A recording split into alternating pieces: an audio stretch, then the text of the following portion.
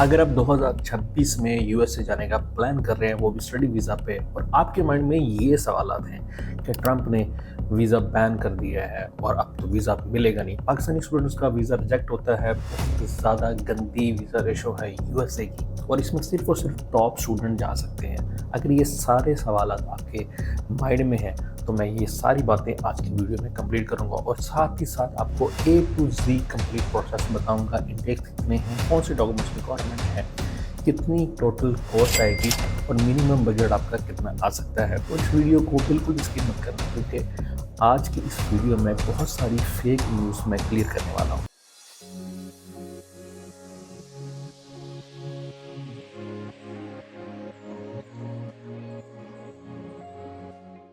बिस्मिल्लाहिर्रहमानिर्रहीम, अस्सलाम वालेकुम। मेरा नाम सलमान है और मैं हूं आपका कंसल्टेंट फ्रॉम स्टडीफाई कंसल्टेंट से। आज की वीडियो में बात करने वाले हैं यूएस से स्टडी वीज़ा का रियल प्रोसेस, कौन से स्टूडेंट्स एक्चुअली एलिजिबल होते हैं, ट्रंप बैन वाली न्यूज़ का असल सच कौन सा है, टोटल आपकी documentation, cost, intake, A to Z simple अल्फाज में। सबसे पहले एक बहुत बड़ी क्लैरिफिकेशन, आपने एक आध न्यूज़ पहले सुना होगा कि ट्रंप ने पाकिस्तानी स्टूडेंट्स के लिए वीज़ा जो है वो बैन कर दिया, पाकिस्तानी के लिए वीज़ा बैन कर दिए। ये सच जो है वो आधी सच है और आधी झूठ। पाकिस्तान को सिर्फ इमिग्रेशन केसेस के लिए बैन किया गया है, जिसमें लोग जो ग्रीन कार्ड के अप्लाई करते थे या परमानेंट रेजिडेंसी के लिए अप्लाई करते थे, तो वो चीज़ें बैन हुई है। इसमें आपका स्टूडेंट वीज़ा बिल्कुल बंद नहीं हुआ, आपका विजिट वीज़ा बिल्कुल बंद नहीं हुआ, और साथ ही साथ आपका वर्क वीज़ा भी इवन के बंद नहीं हुआ। यूएसए इंटरनेशनल लॉ के अंडर किसी भी स्टूडेंट को इंटेंशनली बैन नहीं किया जा सकता स्टडी वीजे को। अगर कोई बंदा आपको ये खबर के साथ डरा रहा है तो उसकी छुट्टी करा दो। अब जो मोस्ट इंपॉर्टेंट बात है ना, वो है यूएसए की रियलिटी चेक क्या है। मोस्ट इंपॉर्टेंट बात है, यहाँ पर मैं पॉजिटिव बात करूंगा और सीधी बात करूंगा, कोई भी हेर फेर करके बात नहीं करूंगा। यहाँ पे मैं जो एक सिंपल अल्फाज में बोलता हूँ, USA is not for every student. USA के लिए आपको ध्यान देना पड़ेगा। सपोज करें अगर आपके 90% मार्क्स हैं और आप इंग्लिश स्पीकिंग बिल्कुल नहीं बोल सकते, आपका कॉन्फिडेंस ज़ीरो है, कम्युनिकेशन स्किल ज़ीरो है, और आप अपनी स्टोरी भी बयान नहीं कर सकते, तो यूएसए आपको रिजेक्ट करेगा, ठप्पा लगा के वापस कर देगा। और वहीं पे अगर स्टूडेंट के 50% मार्क्स है बट वो स्पीकिंग जो है वो कॉन्फिडेंटली बोल सकता है, उसकी कम्युनिकेशन स्किल अच्छे हैं, स्टेटमेंट पर्पस का उसको अपनी जो स्टोरी बयान करने का अंदाज पता है, कॉन्फिडेंट है, तो यूएसए उसको वीज़ा देता है। इसका मतलब क्या हुआ? इसका मतलब ये हुआ, यूएसए को टैलेंटेड बच्चा चाहिए जो कॉन्फिडेंट हो, कम्युनिकेशन स्किल अच्छी हो। तो वही जितने भी हमने रिसेंटली हमारे 2025 में जितने वीज़ा यूएसए के आए, हमने देखा है, वहाँ पे हमारा एक्सपीरियंस रहा है, जो स्टूडेंट्स अगर इंग्लिश बोल नहीं सकते कॉन्फिडेंटली, उनको वीज़ा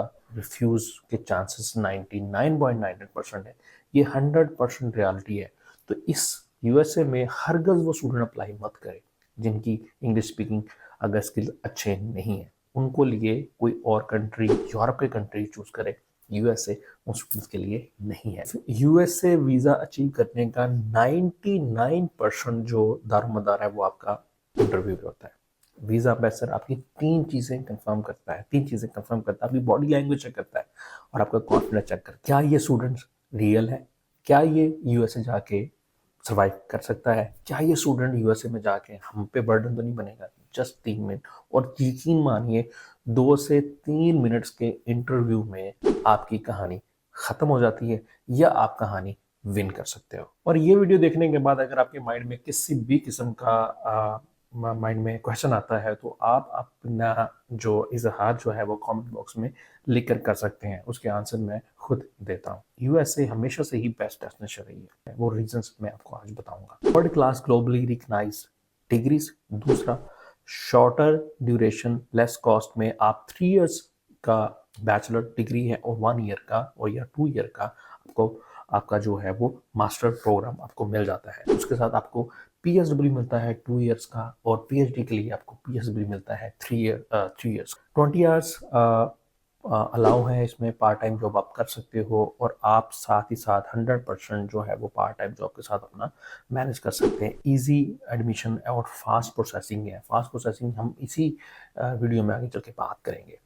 और इंग्लिश वेवर प्रोग्राम है, आपको एमओई पे एडमिशन मिल जाते हैं, डुओलिंगो एक्सेप्टेबल है, टॉफल एक्सेप्टेबल है, आइट्स एक्सेप्टेबल है, और मल्टी कल्चरल पाकिस्तानी कम्युनिटी आपको देखने को मिलती है। Strong and career PR pathway, long term में आपको पीआर मिलती है, जो कि बेस्ट डेस्टिनेशन है अगर आपका वीज़ा यूएसए का लग जाता है। तो अब बात करते हैं आपके इंटेक्स। तो यूएसए में कितने इंटेक्स होते हैं? यूएसए में बेसिकली 3 इंटेक्स पाए जाते हैं, जिस तरीके से यूके में जो मेन इंटेक उनका होता है वो अगस्त सितंबर का होता है, जो कि बेस्ट और बिगेस्ट इंटेक होता है।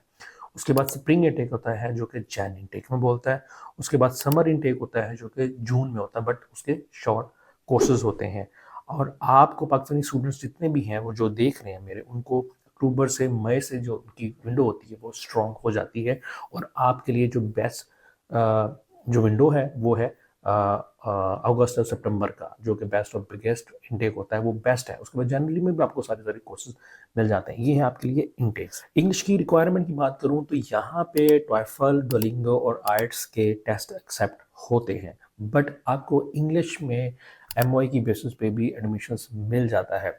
अगर आपने 4 साल की डिग्री इंग्लिश मीडियम में पढ़ी हुई है तो सर्टिफिकेट देंगे जब आप एमओई का, तो उसके ऊपर वेवर मिल जाती हैं। बहुत सारी यूनिवर्सिटी आपको इंग्लिश वेवर देती हैं, बट यहाँ पे एक चीज़ मैं बता दूँ, एमओई एडमिशन उसी बंदे को ही मिलेगा जिनकी इंग्लिश स्पीकिंग की स्किल अच्छी है, जो कॉन्फिडेंटली इंग्लिश बोल सकता है, जिनकी इंग्लिश स्पीकिंग अच्छी है, कम्युनिकेशन स्किल बहुत अच्छे हैं। एट द एंड इंटरव्यू पे अगर आपने एमओई पे एडमिशन ले भी लिया, तो इंटरव्यू पे अगर आपको इंग्लिश बोलनी नहीं आती तो इंटरव्यू में आप 100% फेल हो जाएगा। तो मोस्टली स्टूडेंट्स जो एमओई के बेसिस पर यूएस में वीज़ा लेते हैं, बट वो ये बोल जाते हैं कि भाई मैंने इंटरव्यू जो है वो इंग्लिश में देना है, तो वहाँ पे मेरी टाइटें फिश हो जाएंगी। तो ये 100% उन स्टूडेंट्स के लिए एमओई ये वैलिड है जो स्टूडेंट्स अपनी इंग्लिश स्पीकिंग में अच्छे हैं। अदरवाइज आपको आर्ट्स करना बहुत ज़रूरी है। 6.5 बैंड या 6 बैंड आपको लाजमी ले, या उसके बरक्स आप डोलिंगो एक्सेप्ट कर ले, डोलिंगो कर ले। 12-14 हज़ार 15 हज़ार रुपये में डोलिंगो भी आप दे सकते हैं टेस्ट, और सस्ता है, और आपकी कॉस्ट भी उस पर काफ़ी ज़्यादा जो है वो कम होती है। अच्छा, यूनिवर्सिटी और एप्लीकेशन स्ट्रेटजी की बात करूं तो यूएसए में अप्रॉक्सीमेटली 1100 प्लस यूनिवर्सिटीज़ हैं इस टाइम, ठीक है, और हर यूनिवर्सिटी आईवी लीग में नहीं होती। तो आपने पब्लिक स्टेट यूनिवर्सिटी एप्लीकेशन डालनी है, मिनिमम आपने 4 यूनिवर्सिटी में एप्लीकेशन डालनी है। उसके मुताबिक आप अपने बजट को देख के, यूनिवर्सिटी को फी को देख के, ट्यूशन फी को देख के आप डिसाइड करोगे कि कौन सी कंट्री या कौन सा स्टेट या कौन सी यूनिवर्सिटी आपके लिए बेस्ट है। और फी और स्कॉलरशिप की बात करें तो सबसे बड़ी और सबसे खूबसूरत बात यह है यूएसए की कि आपकी जो फी है, ट्यूशन फी, वो वीज़ा होने के बाद आप पे करते हो। लाइक आप जीरो डिपॉजिट पे भी अपना I-20 ले सकते हो। I-20 बोले तो जिस तरह के यूएसए में कैश होता है उसी को यूएसए में इसको I-20 बोलते हैं, I-20 फॉर्म। तो I-20 जब आपका आ जाता है तो आपका वीज़ा जब आपके हाथ में होगा देन आपने फ़ी पे करनी है। या बहुत सारी यूनिवर्सिटी 500 डिपॉजिट भी लेती है, मतलब मिनिमम से डिपॉजिट के साथ आप यूएसए में अप्लाई कर सकते हो। और यहाँ पे एक और बहुत ज़बरदस्त बात है कि यूनिवर्सिटीज़ की जो स्कॉलरशिप होती हैं वो आप 50% तक अवेल कर सकते हो। अगर यूनिवर्सिटी की फ़ी $30,000 है तो $15,000 तक की आपकी फ़ीस आ जाती है, जिसमें $15,000 की फ़ीस जो है वो आपका स्कॉलरशिप के मुताबिक वेव हो जाती है। बैंक स्टेटमेंट की रियलिटी की बात करें, बैंक स्टेटमेंट बहुत मेजर रोल है यूएसए में, और बहुत सारी मेथ्स हैं। यहाँ पे लोगों को पता ही नहीं है कि बैंक स्टेटमेंट कैसे बनाते हैं। कुछ लोग कहते हैं जी 3 मंथ्स की बैंक स्टेटमेंट रखो, कुछ लोग कहते हैं जी 6 मंथ की बैंक स्टेटमेंट रखो, कुछ लोग कहते हैं जी आज पैसे पाओ तो कल काट लो। नहीं, यहाँ पे एक चीज़ मैं बता देता हूँ, बैंक स्टेटमेंट क्योंकि मिनिमम डिपॉजिट आप देते हो 500 मिनिमम देते हो, ज़्यादा फीस नहीं देते, तो आपने पूरे साल की जो है अपना एक्सपेंस प्लस अपने यूनिवर्सिटी की फ़ी ऐड करके अप्रॉक्सीमेटली बैंक स्टेटमेंट में शो करनी होती है, जो कि $50,000 से लेकर $70,000 तक जाता है। तो अप्रॉक्सीमेटली पाकिस्तानी रुपीज़ में 1 करोड़ से ऊपर बैंक स्टेटमेंट बनती है। यहाँ पे हम क्या करते हैं, जब आपने I-20 लेना है तो कम से कम 15 से 20 दिन या 1 मंथ की बैंक स्टेटमेंट आपके अकाउंट में होनी चाहिए, साथ में आपका अकाउंट मेंटेनेंस होना चाहिए, तो आपका I-20 होएगा। जब आपको वीज़ा अपॉइंटमेंट मिल जाती है देन आपने उससे पहले जो है 15 से 20 दिन पहले अपने पैसे उसमें डालने। अगर मैं सारी कैलकुलेट करूं, एवरेज में बताऊं तो 2 मंथ्स की बैंक स्टेटमेंट एनफ रहेगी यूएसए के स्टडी वीज़ा की। और अब बात करते हैं मेन मुद्दे के ऊपर। ये सारी बातें तो हो गई, इंटेक्स भी हो गया, सब कुछ हो गया, बट टोटल कॉस्ट ब्रेकडाउन क्या है। अगर ये मैं बताऊं आपको, आप हैरान हो जाएंगे कि आपकी कॉस्ट सिर्फ और सिर्फ तीन लाख से 3,20,000 या 4 लाख के दरमियान आप जा सकते हो यूएसए अपने बच्चों के साथ भी, अपनी वाइफ के साथ भी। यस, डिपेंडेंट वीज़ा भी इसमें अलाउ है, आप डिपेंडेंट को भी लेके जा सकते हो। वो कैसे? सबसे पहले आप एमएससी फी लगा लो $185, सर्विस फी है $350। सर्विस फी क्या होती है? सर्विस फी 1 ईयर के लिए वैलिड है। इसके ऊपर हम आगे नेक्स्ट वीडियो में बात करेंगे, स्पेशल एक वीडियो बनाएंगे टोटल कॉस्ट के ऊपर, बट एक मैं आपको मेन पॉइंट्स बता रहा हूँ। 185 आपने एमएससी की फ़ी लगा ली, $350 आपने सर्विस फी लगा ली, $250 आपके ट्रैवल और फोटोज मैसी की तरफ जाना है, $250 आप मिसलेनियस में लगा लो वो, और उसके साथ साथ आपने मिनिमम इनिशियल डिपॉजिट लेके चलो $500। तो आपका जो मैक्सिमम ये $1,150 बनती है, $1,150 को आप मल्टीप्लाइड बाई 280 करते हो, तो ये 3.5 लाख से ज़्यादा ऊपर कॉस्ट नहीं जाएगी। ये आपका टोटल कॉस्ट है यहाँ से, बट इसमें बैंक स्टेटमेंट, इसमें वो आपने अलग करनी है। बैंक स्टेटमेंट का पैसा अलग से अगर आप खुद से अरेंज कर लेते हो तो वेल एंड गुड, अदरवाइज आप बोरो करते हो या किसी इन्वेस्टर से पकड़ते हो तो डेफिनेटली उसके चार्जेस जो है वो अप्रोक्सीमेटली 5 से 6 लाख रुपए, जो भी आपकी परसेंटेज डिसाइड होती है उसके मुताबिक आपका वो कॉस्ट आएगी। बट जो रियल कॉस्ट है वो 3.5 से 4 लाख रुपए है। नेक्स्ट पार्ट की तरफ चलते हैं। हमारे रिक्वायर्ड डॉक्यूमेंट्स कौन कौन से रहेंगे? सबसे पहले डॉक्यूमेंटेशन की बात कर लेते हैं। डॉक्यूमेंट्स आपके matric, inter, transcripts plus degree, और आपका 2 रिकमेंडेशन लेटर्स, आपका एक्सपीरियंस लेटर्स। अगर आपका स्टडी गैप है तो उसका आपने प्रूफ लगाना है, क्यों स्टडी गैप है।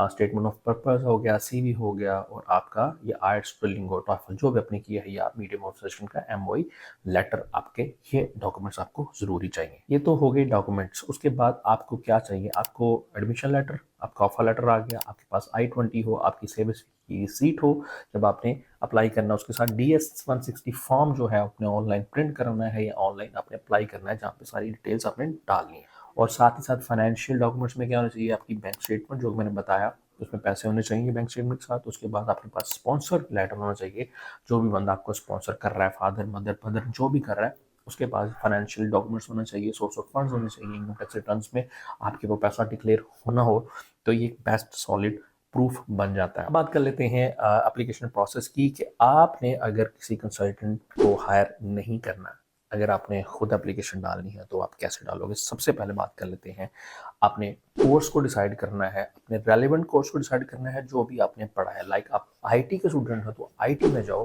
बिजनेस के स्टूडेंट हो तो बिजनेस में ही जाओ, रेलिवेंट कोर्स में जाओगे तो ज़्यादा बेनिफिट रहेगा। ऑनलाइन एप्लीकेशन के थ्रू आपने एप्लीकेशन फ़ी, कुछ यूनिवर्सिटीज़ चार्ज करती हैं, बट मोस्टली यूनिवर्सिटीज़ की फ़ी जो है वो वेवर है, यहाँ पे एप्लीकेशन फ़ी आपको नहीं देनी पड़ती। उसके साथ साथ आपने अपने सारे डॉक्यूमेंट्स अपलोड कर देने हैं। अपलोड करने के बाद विद इन वीक में 15 डेज़ के अंदर आपको ऑफर लेटर आ जाता है। ऑफर लेटर देने के बाद आपने जो भी इनिशियल डिपॉजिट आपने 500 है, ऑफर लेटर के ऊपर लिखा है, या 0 है, या 1000 वो अपने पे करके अपना I-20 हासिल करना है। आपने सर्विस फ़ी पे करनी है $350।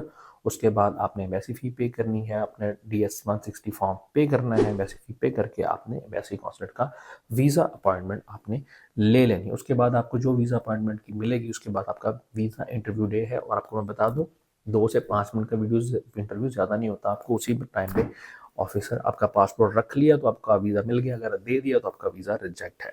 लास्ट पे मैं इंटरव्यू टिप्स आपको बता देता हूँ, जो बोनस टिप्स हैं। जैसे कि मैंने पहले स्टार्ट में बताया था, अगर सबसे पहला वो आपकी बॉडी लैंग्वेज, दूसरा आपका कॉन्फिडेंस, तीसरा आपकी कम्युनिकेशन स्किल, चौथा आपकी होम कंट्री के साथ टाइज, आपके financial proof, source of funds, bank statement कहाँ से ली, सारा कुछ। तो आपने स्टेटमेंट पर्पस भी खुद बनानी है। इंग्लिश स्पीकिंग अगर आपकी अच्छी नहीं है, मॉक सेशन आपने प्रॉपर अच्छे नहीं किए, यूएसए, फिर मैं बताता हूँ, USA not for every student. USA के लिए स्पेशल स्टूडेंट्स होते हैं।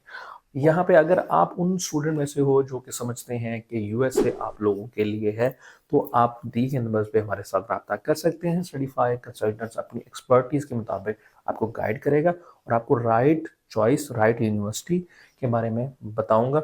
और अगली वीडियो में हम ये भी डिस्कस करेंगे कि नेक्स्ट कितनी जो है वो टारगेट रहा है, क्या यूएसए ने टारगेट दिया है पाकिस्तानी स्टूडेंट्स के लिए, क्या यूएसए ज़्यादा स्टूडेंट्स ले रहा है, क्या इंटेंशन स्टूडेंट्स की है, और कौन सी एम्बेसी में जाओ तो वीज़ा आपको मिलता है, कौन सी एम्बेसी में ना जाओ तो वीज़ा आपको मिलता है, आई मीन कॉन्सुलेट में कौन से जाते हो।